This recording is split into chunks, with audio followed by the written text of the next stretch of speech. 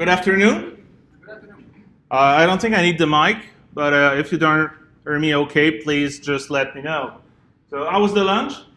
Great, good. Yeah, a little bit too much. I think I'm gonna sleep during my own talk. So at least I have a reason. If you fall asleep, I can say it's because of the lunch, not because I was boring. So it's great. Except that talking after lunch is not that so great. But actually, yeah, that's gonna give me a reason to burn that lunch. That was pretty good. The dessert was really, really good. So my name is Frédéric Harper.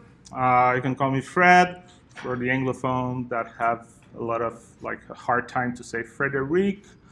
So please call me Fred. Obviously, I'm Francophone, so if you have any question in French or any comments in French, please do it. But the talk's going to be in English because we're DevTeach Montreal style.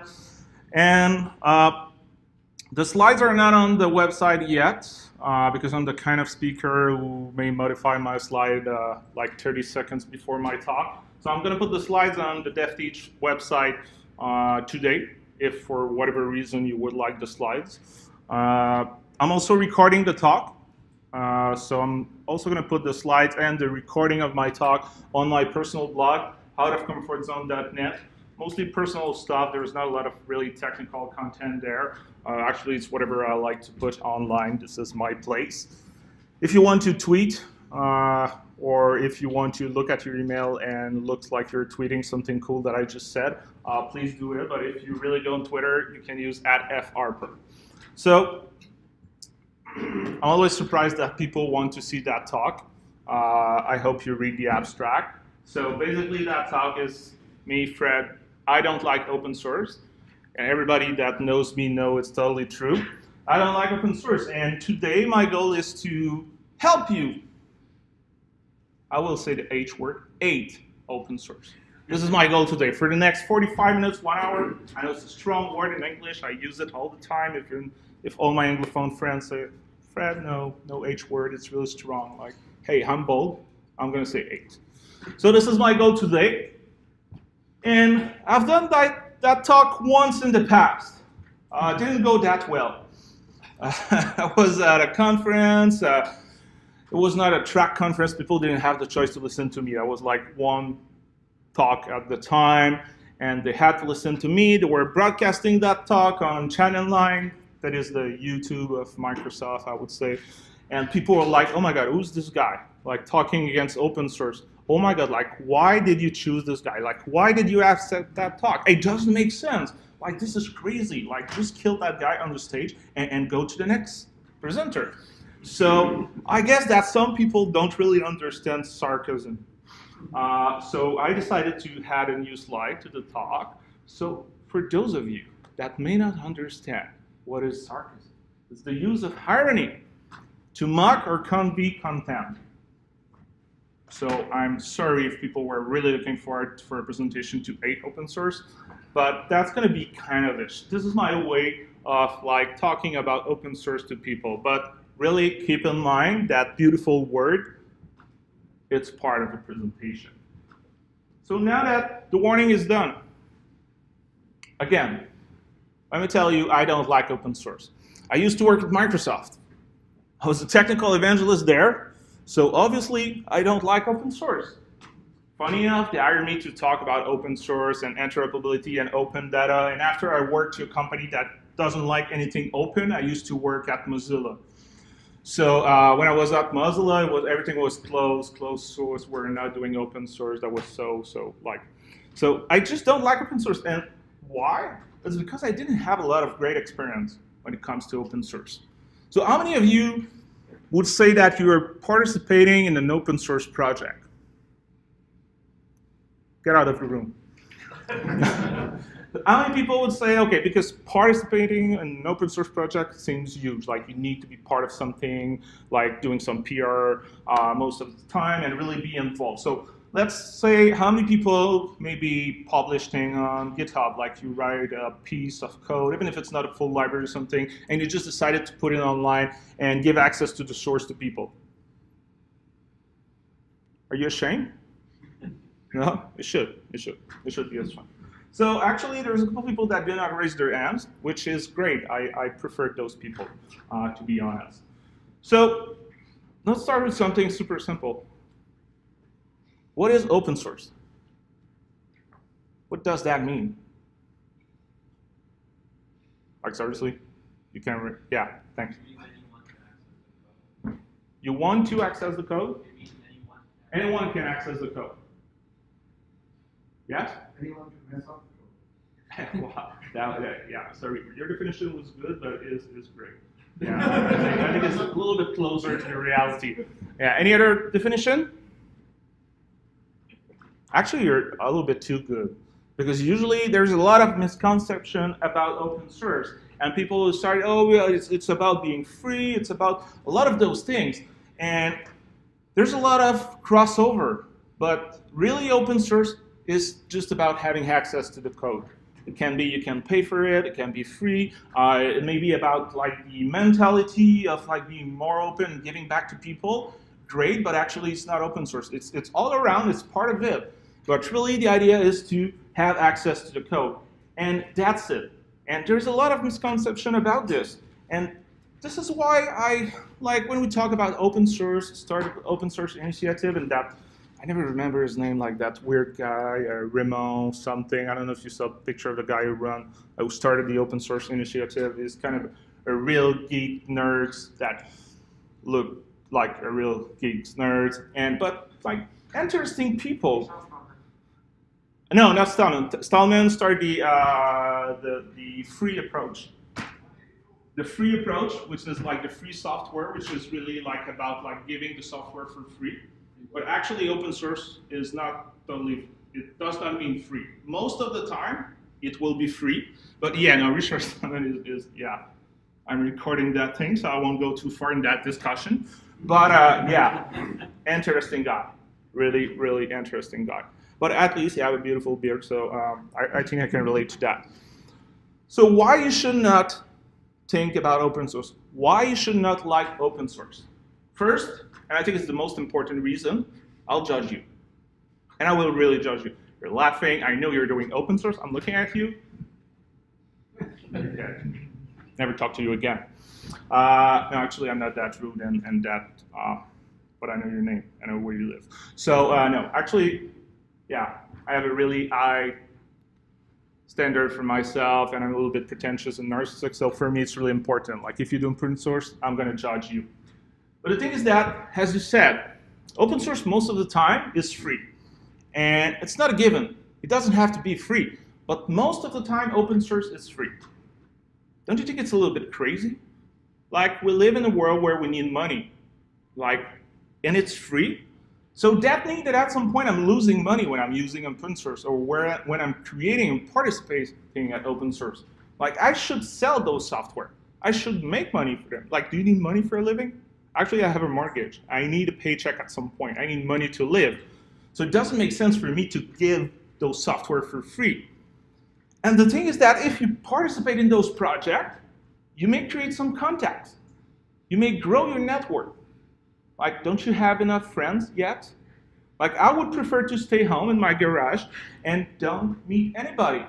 Like, that doesn't make sense for me to grow my network and add people to LinkedIn and create connection online.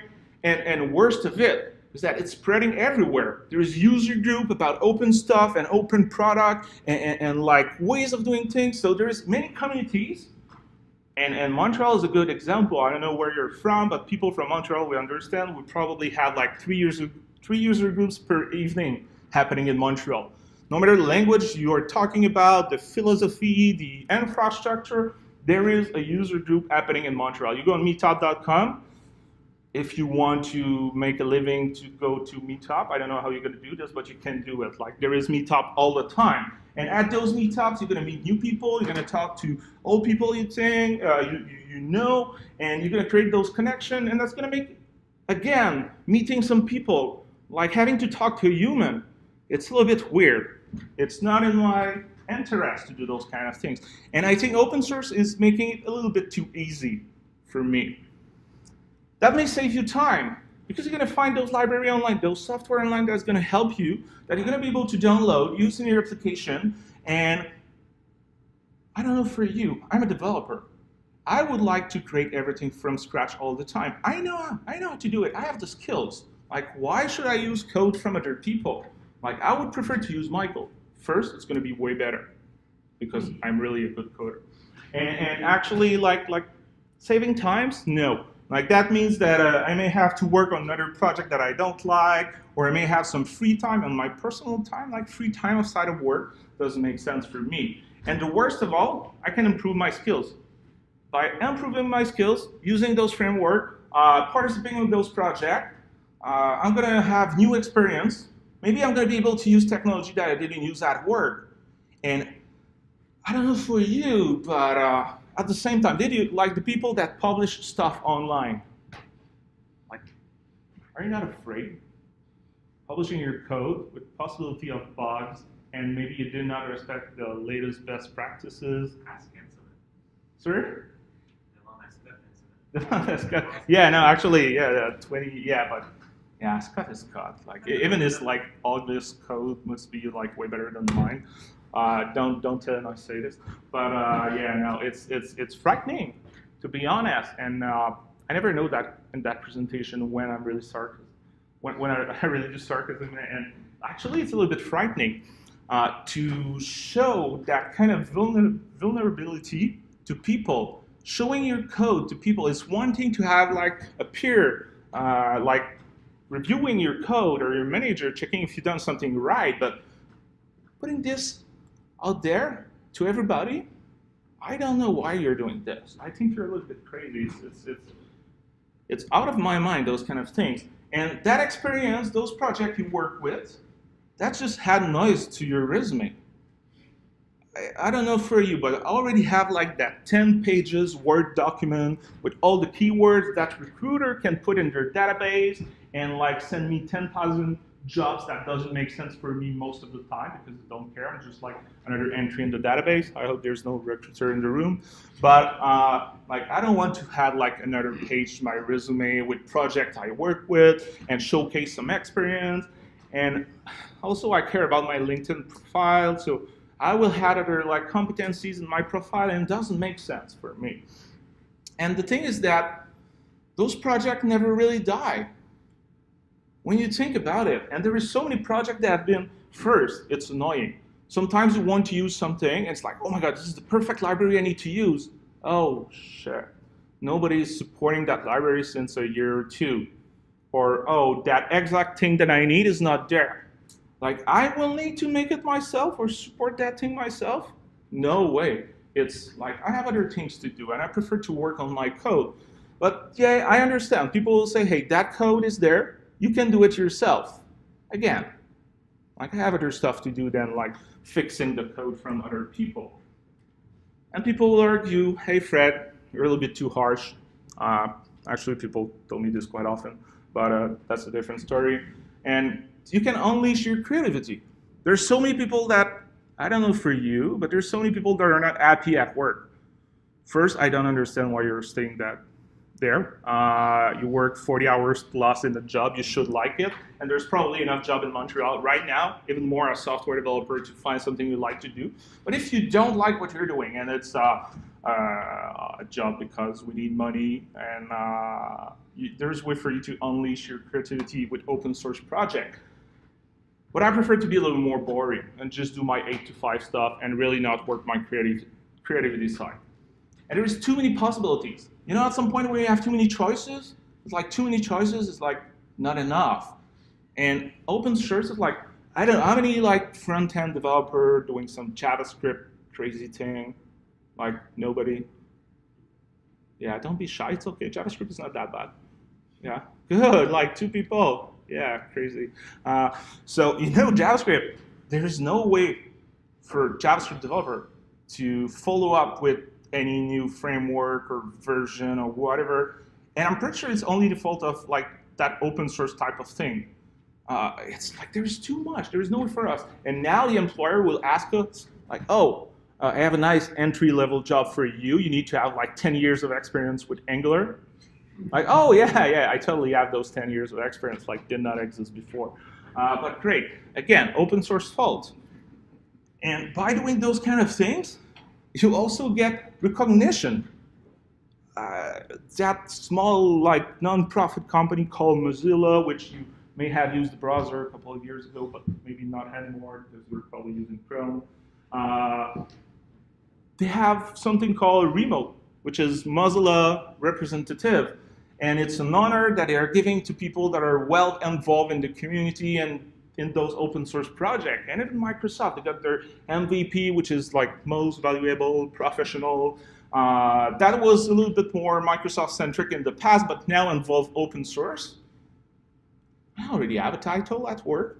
I don't need those kind of recognition. It's more job, and I try to have a life outside of my work. And that should also have like noise on my resume. So I'm so in between for that picture. I'm like, I love it and really sorry about it. But yeah, the thing is that depending on the type of project you're working on, you can be part of something bigger than you.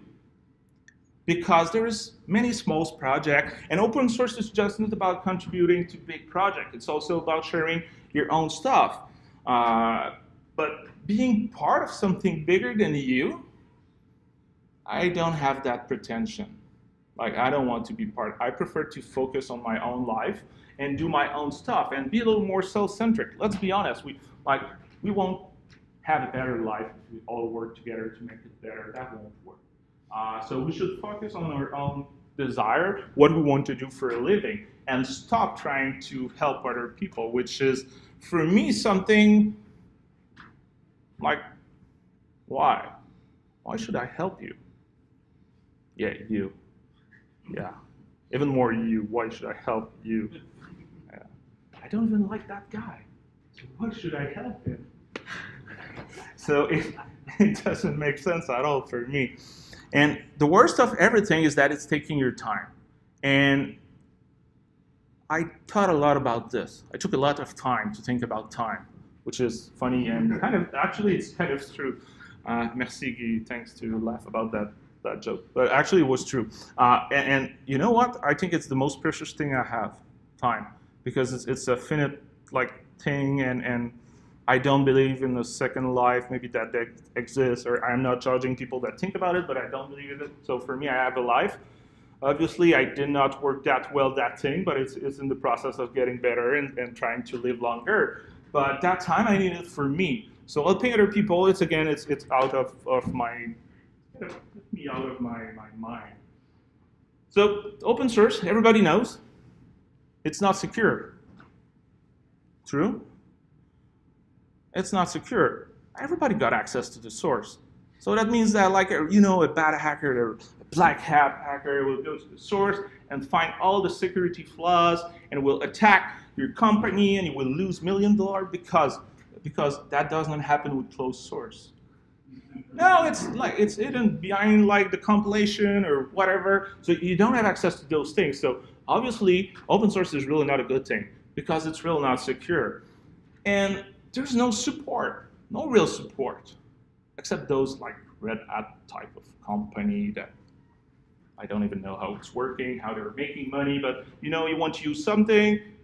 Like, real support for me is like calling a tech service, wait 30 minutes, talk to someone that have no knowledge about the product, and trying to make my point and saying like, no, I know my shit and you don't, and I need to talk to the second level. Oh no, please give me the third level. But I like spending 2 hours on the phone. It's great. And the thing is that it's only a service business that will work with software that have real support. And the thing is that, yeah, you can go on Stack Overflow and ask questions to people, or there is documentation because that project is really active. There is a lot of people using it that can help you. They're not good at what they're doing. Like, why should I have help for like hundreds of people? And I don't understand why they're helping me. And I don't want to own those people something because they're going to help me. I know that there is a reason. They want me to give them something after. So I prefer to pay for support and have a professional application to use day-to-day in my industry. And the thing is that it kind of forces you to use standards at some point, because first you want to have beautiful code, you want to do the great thing, and because those projects are so complex, working with everybody from across the world that you don't know, you don't even meet, you don't even know if they're good, You kind of want to have some standards. That makes my job a little more complicated. Like, I prefer to do my own stuff, not really respect those things. At least my application are working. And standards are, I don't think it's a good thing. I don't think it's a good thing. And the thing is that, yeah, no vendor locked in, and it's great. Why don't you like vendor locked in? No, seriously. It's great. You create a relationship with a company, and I think it's quite healthy. But people will argue, yeah, it's easier to not have vendor locked in when you use open source project, and I kind of like really not sure about this. And I prefer to wait for the company to deploy a new version when there is a bug or a new version. Do you have a question, or just what's your, because I don't really know what you're doing. I never did this before, so I was not sure if it was a question or just like playing with your air. So I don't even know what I was talking about. Oh yeah, open source. So I prefer to wait for companies to do deployment.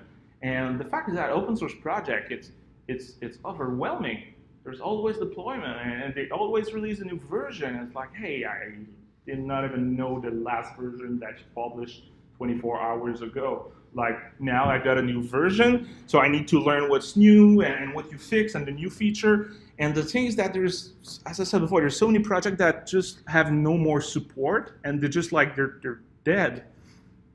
Okay, I would be able to take the source and build it myself and do my own release, but again, I have other expectations for my life than doing those kind of things. And I don't even remember why I put that slide, but it was just like, hey, I like the drawing of that guy that nobody knows. Yeah, so actually, with open source, it's annoying. People, I always have that discussion, and people are so annoying. They always try to convince me to like open source and say, you know, Fred, like with open source, you can do what matters to you. What do you mean? Like, oh, but if you're missing a feature, you can add that feature, even if it's not part of like the bigger picture of the roadmap, or oh, there is that bug. You don't have to wait for the company. It's related to release management. Like, yeah. But no, like, I don't think it's enough. I don't see this as a plus for open source, like having that access to the source and being able to screw the code myself or make it better if I'm really good. And it's so complicated. Like, it's not for end user, it's not people, and I'm not just talking about libraries or framework or SDK. Like, user cannot install like Linux. Linux is too complicated. Even with Ubuntu, it's like, no, it's too complicated. Let's use Windows, it's easier. It's even complicated for us sometimes. Oh, how can I download the sources in GitHub or Bitbucket, or like put it in one place where I can download a release. Now I need to download the code and play with Git and like create and build the source. And most of the time that will fail because like there's a library missing and did not manage it well. And it's really complicated. Closed source are so much easier to use, like so much easier. And people will talk about the fact that you can customize, as I said before, and the interoperability, which is kind of like related to the vendor locked in. It's easier for you to go from one infrastructure to the other, or sometimes even like change languages or framework that you use, because again, it's open, that gives you that access. And there's too many licenses. There's so many licenses. I don't even know like what to do with all those open source software. I don't know for you, but I prefer to take 30 minutes and read that 20 pages of license for my closed source application that has been made by lawyers, and with all those words that I really understand and that I recognize and that I like. This is an interesting process for me. I'm doing this for years. It's part of my, you know, in the morning you take a coffee and you read licenses for closed software. This is what I do every day. So having those like 3, 4, 5 type of like open source license, and there's a little more, and it's a little bit too complicated. And you know what? I think it's just like, at one point we will stop to talk about open source. It's for the cool kids. It's what the cool kids are using right now. So obviously, I'm not part of the cool kids.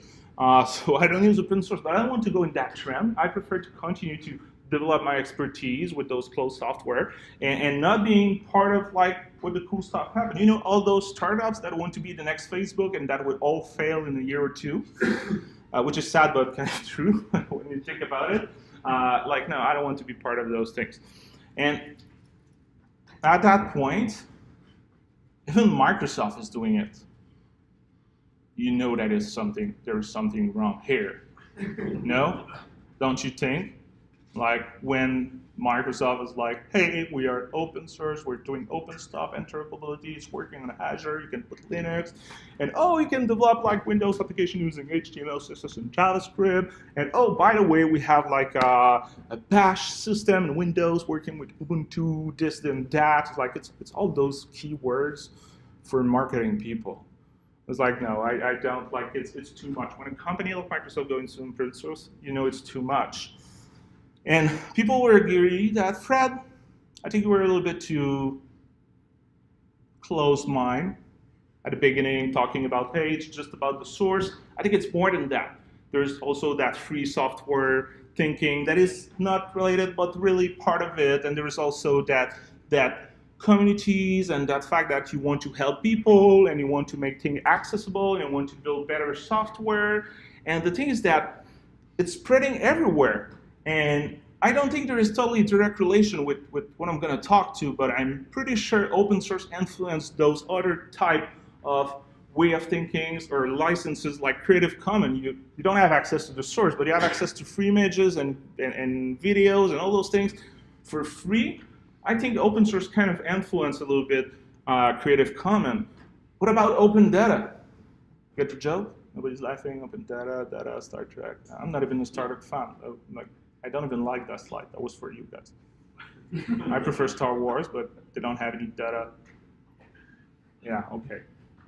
I will remove that slide. You know, open data. How many of you work with open data? Seriously? Nobody? Yeah, okay.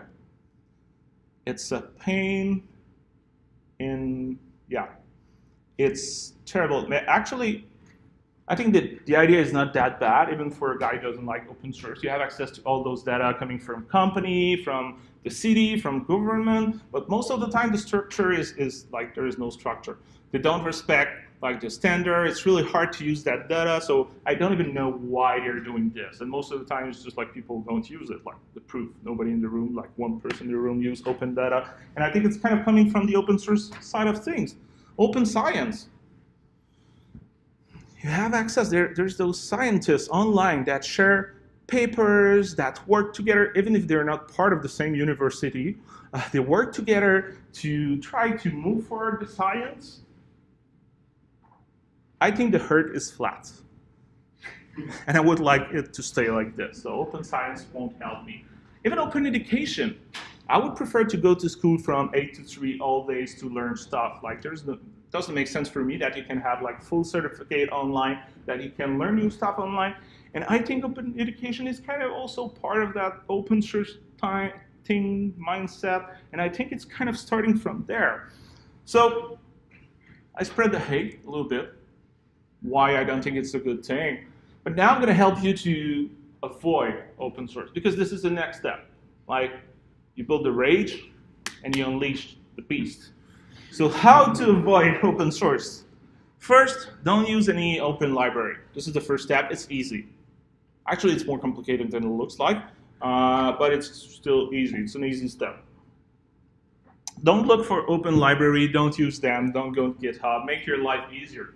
Don't use open software too. Like, pay for your software. Like, pay for everything you use, because yeah, most of the time it's free. And you don't, like, do you really want to know how it's working behind the hood? Like, you're driving a car. Do you all know like everything that is working in your car and how your car works? No, I don't, and I'm okay with that. Like, I'm okay with driving my car and don't know everything. People will think about like, oh, I want to like work in open source. So I'm gonna like go in a project and code like all evening and weekends, and it can be overwhelming. And sometimes it's hard to be part of those projects because there's the same people working for a long time. It's really a big project, so it's hard to get new people. And I think they're a little bit evil. They try to find ways to help you to participate. And one of it is so simple that I wish you won't do it. It's reporting bugs. You use an open source application, a library, and there is an issue, keep it for yourself. Don't go online, don't report a bug. First, they make it easier most of the time for you to do this, and I don't think it makes sense. I did it once, and sorry Leah for this. I don't know if you know Leah Veru, for those of you, nobody were doing JavaScript or CSS, but I was using one of the little application that she made to display my talks on my website. She did it for her website. I thought it was interesting. I got a bug and said, no, I'm not participating in this, but let's be of good faith, or I'm going to be like a good citizen for now. I'm going to report a bug and say Leah, fix it for me. I have a need. It's open source. You should fix it for me. She said, oh, I don't have much time. Let's hope someone will fix it at some point. Yeah, great experience. Now I still have the bug on my website because I don't want to fix it. So my experience was not that good.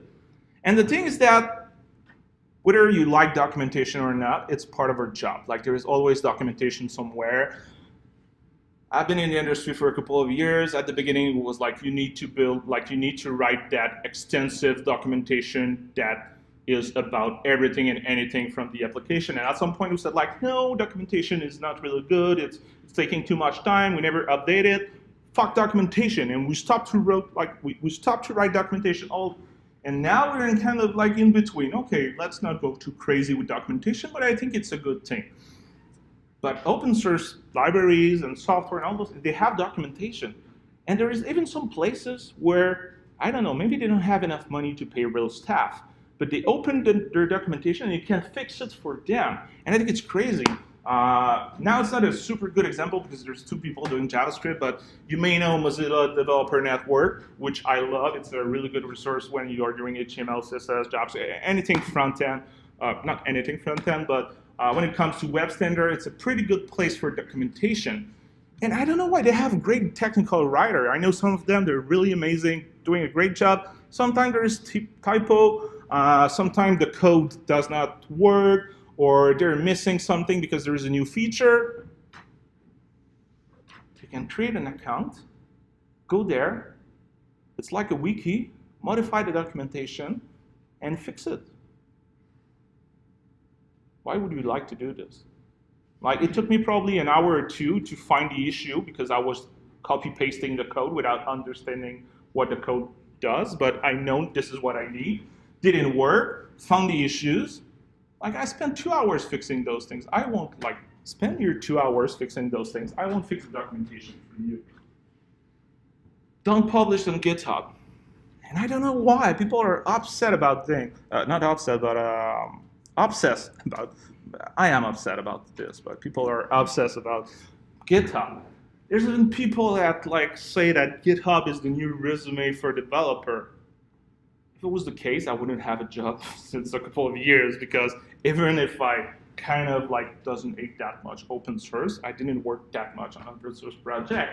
And the thing is that you put everything there, and I think it's just adding some garbage to the internet.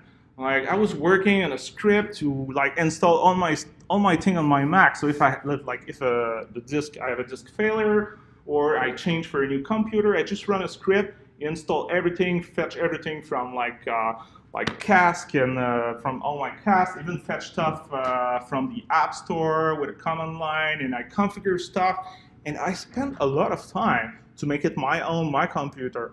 And people were like, Fred, this is amazing. You should put this on GitHub. Why? It took me forever. And why would you like to have the same computer as me, the same configuration? And it seems that it could be useful to people. But I spent so much, this is my baby. I don't want to share this with other people. And now after, you're stuck with another profile. You see how my profile is empty? You're stuck with another profile that you need to manage. And if you don't manage it, people will go there, will say, oh, this guy's not really active, maybe he's not a good developer, oh, he's not working on a lot of open source projects. They ask you, you go in interviews, and say, so, how many projects are you working on your spare time? When you hire a plumber, do you ask the plumber, how many pipes are you putting together in your spare time? Like, no. And to be honest, this part is not sarcasm. It's like, this is shit. Like, seriously, can you really ask me, like, oh, seriously, because it's, I know for most of us, it's a passion. Like, software development is more often than not, it's more of a passion than a job. And that happened that people pay us to do it, which is great. But I decided years ago that in my spare time, even if I like to code, even if I like to play with my computer, I will do other stuff. And that's kind of like penalizing me. Wow, I hate that word.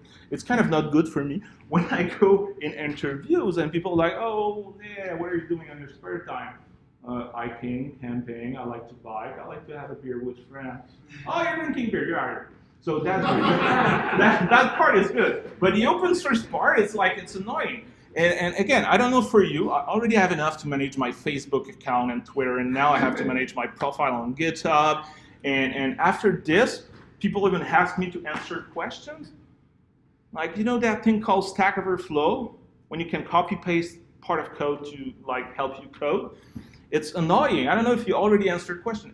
Again, I try to be more open. So I went on Stack Overflow, answered some questions. Actually, I was paid for it, so it's a different story. But I went there, and there was some really good question. And there is some really stupid questions. Like, seriously, did it take like 5 seconds, like Google, and you know, let me search on Google for you.com. I use that thing so much, it's nearly annoying. Most of the time you can just search and you're gonna see someone who wrote a blog post or something. So why, like, is my time not as precious as your time? Like, you're asking a question, I need to solve your issue. And now you answered the question to someone with a great answer. Not even a thanks. And you know that Stack Overflow thing? As much as I honestly really like Stack Overflow, there's like that mentality that copy-paste developer go there, ask a question, copy the code, put it in their code. They don't even understand, but it's working, so it's fine. I don't think it's good. I don't think it's good, and I think it's the fault of open source. It's coming, everything bad in the tech industry is coming from open source, I think.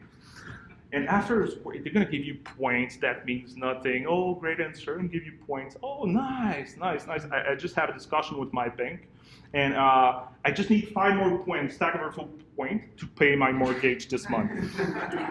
So I was near. Like, I was only missing 5 points.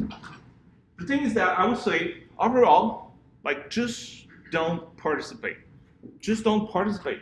Because now those are small things. They try to like bring you with those small steps that you can do.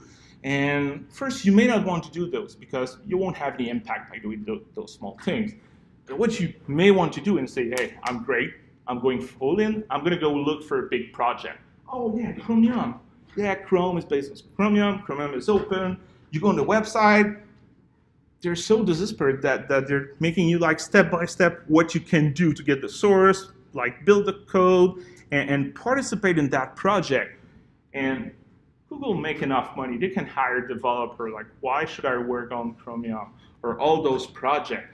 And honestly, sometimes it's really complicated too because it's a huge project. There's a company behind it. There's already a team-ish of volunteer helping. So how you, like the new guy or the new girl, working into this, and it's like, it's crazy. But again, evil people, they always think about how they can enroll you in their crazy thing about open source. So now, it's been a long time that they're doing this, so they must be successful. But you can go, as an example, you can go on Bugzilla, and Bugzilla, which is the bug tracker for Mozilla, so there's Firefox, Thunderbird, and a lot of things, but like mostly big projects use this. They had a tag called good first bug. So they need so much help that they're giving you like, oh, you can start with that bug because it's either easier or you don't have to understand all the project. It's just maybe a smaller part of the project, or it's something we would like to fix, but it may not be a priority, so it's okay if it takes you forever to fix it. And we're gonna have like people with more experience that's gonna help you. So I think it's evil. It's like marketing for open source. Like they try to get you in, like it's like a Trojan horse. You put 1 feet in and you're swallowed in the project. And after what you know is that you spend like 30 hours per week trying to fix bug for that project. Because once you're in, it's like the Matrix. You cannot go out, like you're done. You took the red pill or the blue one. Or maybe you took both. So I help you to understand that open source is not really good. It's not a great alternative. It's not interesting. There's so many flaws in this. I don't think it's a good thing for either of us. And I've seen that image sometime. Like nobody ever got fired for choosing open source. Are you sure it's true? I'm not quite sure. Maybe, I guess, people got fired at some point. So I would say stay away. I would really need you to help me spread the hate. Because I cannot do this alone. I'm one guy, I'm vocal, I'm bold, I talk too much. This is why I do speaking, because that tells me I can't talk and people kind of listen for sleep. Just got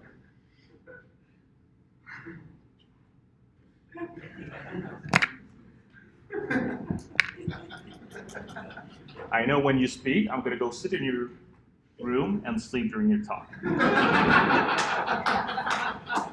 Eyes to eyes. So help me. Oh my God, you're still in the room every time. That's like seriously, people stay. Either you have nothing better to do, or you're doing emails or whatever. No, but seriously, more seriously, even more with the first slide I got in my talk. I hope you really understand that was sarcasm. That was my way for me to talk about the fact that open source is really amazing. There is a lot of opportunities out of there. It's freaking not perfect like everything else, but I think it's great. And the thing is that why this talk?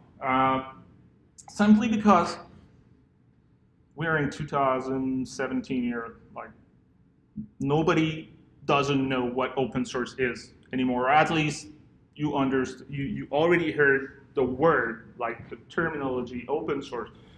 You probably use it, even if you don't know it. But the thing is that to make open source successful, you need more than using it. You need to be part of it. And that talk was really less about the latest 2-3 slides where I was saying like, hey, you go in Chromium and you're becoming that crazy like pull request type of person, like fixing bugs all the time. And you need a life. For those of you that have one, keep it, but try to be involved. And the thing is that there is different ways to be involved, and this is what I wanted to show with that presentation.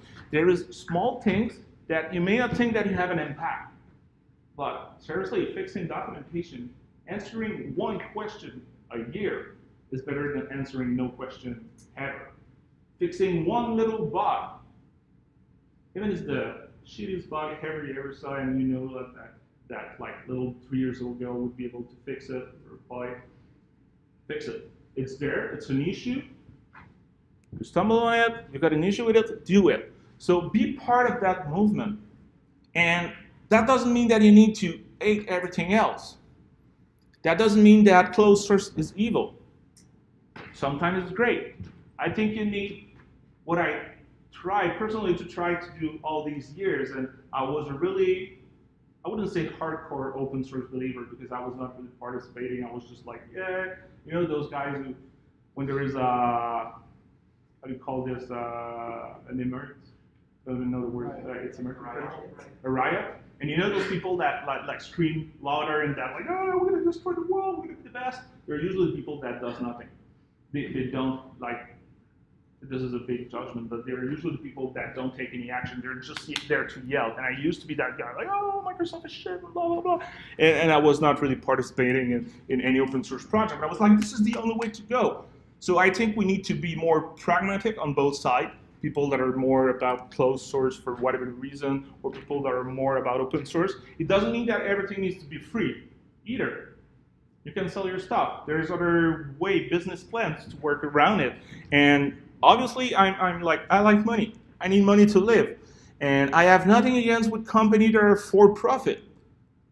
But I salute also people like non-profit company. So I think it's all about finding the right balance. But the point here for me today, and I hope this is what you're gonna keep from this talk, is really there is many ways for you to help. And that can be really a small things, but all the small things together would really help the open source movement, but also the open source software and library and everything you're gonna use to be a little bit better time to time. So that was my talk. Sorry about, yes? No, not my talk. If you have any more questions or anything after the talk, you can always reach me by email. I'm that kind of guy on hold. I prefer email, but you still can contact me on Twitter, LinkedIn, Facebook, whatever, but fharper@oocz.net. Feel free to send me an email about anything, not just open source. I used to be a technical evangelist. I will go back to that kind of role, so I just love helping developer being successful. As a reminder, I'm going to put the slides on the DevTeach website, put them also on my blog probably on Thursday, but with also the recording of the talk. So if you know people that are like me and hate open source, feel free to send them the link to the talk, and maybe I'm going to be able to help them do a little bit, a bunch of hassle. So on that note, I think I'm done. Thanks for your time, and if you have any questions, comments, or insult, I think we still have like 9-10 minutes left.